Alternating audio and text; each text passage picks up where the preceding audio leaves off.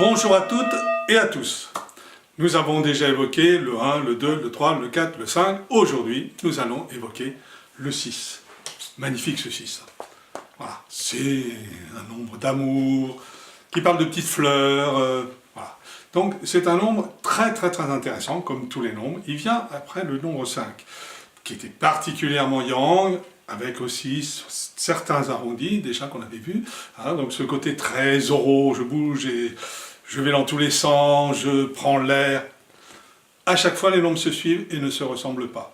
Donc autant le 5 était dans la dynamique, dans l'énergie, dans l'extériorisation plutôt yang, autant le 6 va être beaucoup plus lové, dans quelque chose de très féminin, beaucoup plus féminin même que le 2, que les courbes.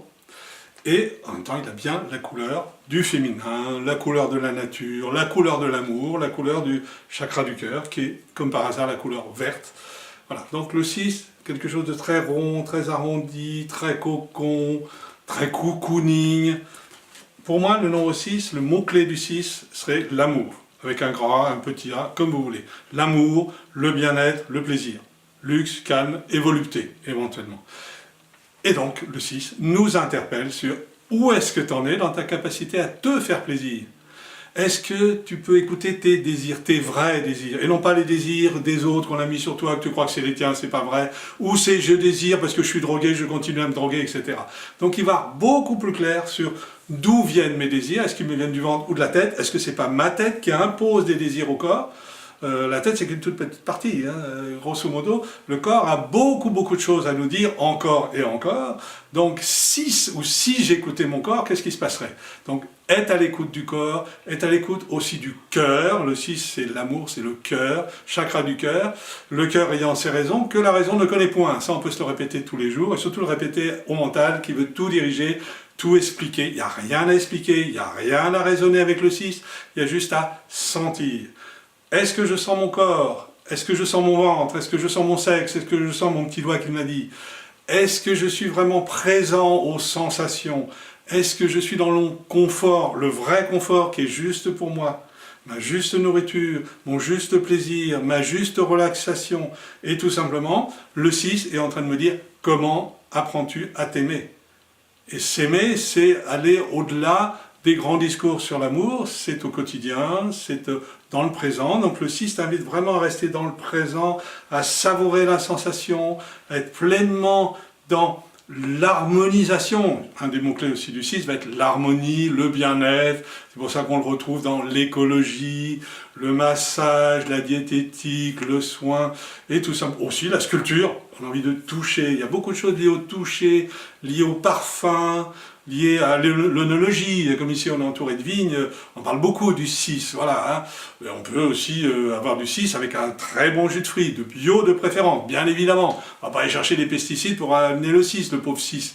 Déjà qu'on nous sabote la vie, ou on nous intoxique le mental avec des prévisions ou des discours trop mentaux, un peu d'écologie. Donc le 6 nous invite à aller à la rencontre de notre écologie intérieure, qui peut être différente d'une personne à l'autre, mais tout simplement, est-ce que je suis OK avec mon environnement? Est-ce qu'il y a-t-il de la pollution matérielle, de l'air, de la nourriture, et de la pollution relationnelle? Est-ce que j'ai pas des gens qui me polluent et qui m'empêchent de m'aimer, ou tout simplement de rencontrer mes vrais désirs, mes vraies options, mes vraies envies, voire mes vraies passions, sous tout un tas de prétextes, de conditionnements, de religion, qui décide pour moi, c'est le mari qui décide le nombre de femmes qui sont soumises à leur mari, eux parfois des maris soumis, etc. Est-ce que je peux, enfin, ayant été relativement libéré, ou m'étant suffisamment libéré avec le 5, étape précédente, je peux enfin accéder au 6. Bien sûr, si j'ai pas fait le boulot avec le 5, c'est pas la peine d'aller au 6. Si j'ai pas fait le boulot avec le 4, c'est pas la peine de s'occuper du 5.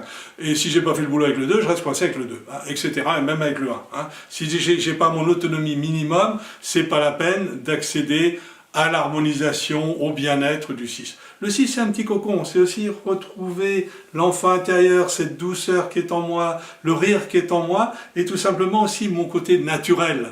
Voilà, ma nature, voilà, il y a un côté édénique, on est nu dans la nature, le paradis terrestre. Oui, pourquoi pas. Les hippies étaient un très bel exemple, si vous vous souvenez, c'était dans les années 60. En allant plus loin, c'était peut-être même en 66. Vous voyez, il y avait le 6 encore avec du 6. Bon, ils n'ont pas été très très loin, mais c'était un très bel exemple de retour, justement, l'amour, les petites fleurs, etc., par rapport à une société qui était quand même assez loin de l'amour et les petites fleurs. Hein. Faites l'amour, pas la guerre.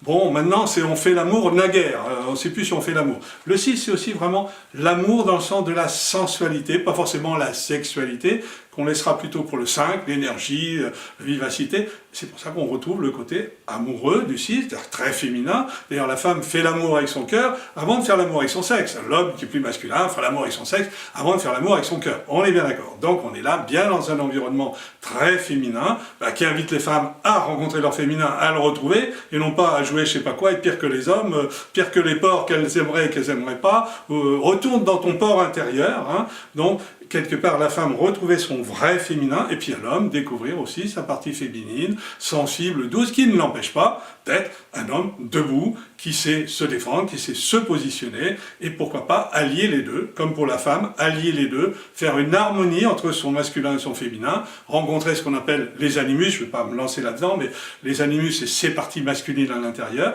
et l'homme, tout simplement, faire la paix, ou aimer son anima, c'est-à-dire tous les petits morceaux de pulse féminin qui ont construit sa femme intérieure, qui lui permettent de mieux s'aimer d'abord avant d'aimer l'autre.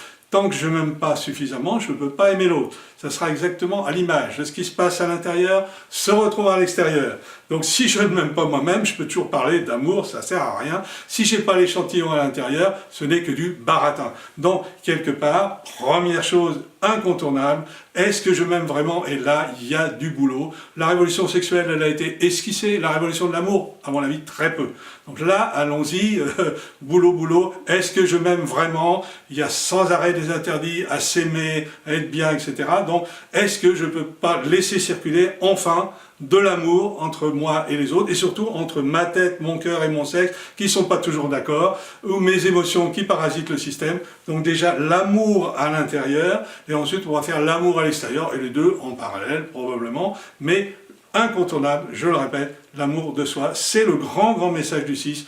L'amour, le plaisir, qui est souvent mal catalogué. Le plaisir est tout à fait intéressant, le plaisir est divin et spirituel, la sensualité est divine et spirituelle, et faire l'amour, c'est divin et spirituel. Ça, ce sont les messages du 6, fondamentaux, sortir de tout un tas de baratins. Effectivement, la numérologie n'y échappe pas. À quel type de numérologie j'ai envie de ressembler? Est-ce que c'est une numérologie conditionnée par une culture, par... Voilà. En gros, et là je simplifierai là-dessus, moi je vous parle des noms à ma manière. Il est bien évident que la présentation de la numérologie ressemble fortement à celui qui vous en parle, ou celui qui écrit le bouquin. Donc si vous voulez une numérologie carrée, vous aurez des gens carrés. Si vous voulez une numérologie de la peur prévisionnelle, vous aurez des gens qui ont peur.